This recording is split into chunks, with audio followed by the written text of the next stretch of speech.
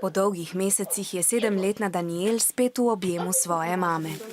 Njena starša sta večino časa z doma, saj delata tako kot 900 tisoč Romunov v približno 3000 km oddaljeni Španiji.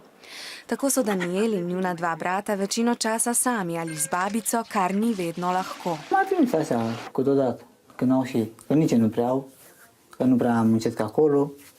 Veliko otrok v Romuniji živi tako, saj so si njihovi starši, da bi izboljšali položaj svojih družin, delo poiskali v tujini. Tudi Marcelova mama, ki dela v Nemčiji, tako kot 210 tisoč drugih Romunov.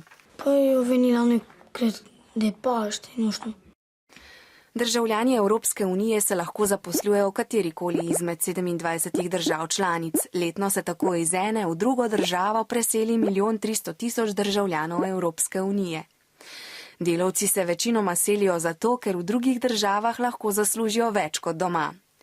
Vsi delavci, ki so državljani Evropske unije, imajo iste pravice, na primer do poštenega plačila, zdravstvenega zavarovanja in pravico do počitka.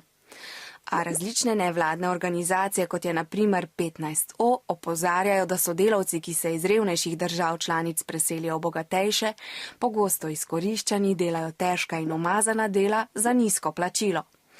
Uradnih podatkov o kršenju pravic delavcev ni, saj se ti bojijo, da bodo, če se bodo pritožili, izgubili delo. Pogosto pa niti ne vedo, komu in kako se lahko pritožijo. A nekaterim izseljencem zaslužek v drugi državi omogoči boljše življenje. Tako tudi Daniel upa, da bosta njena starša čimprej zaslužila dovolj denarja in se kmalu zavedno vrnila domov.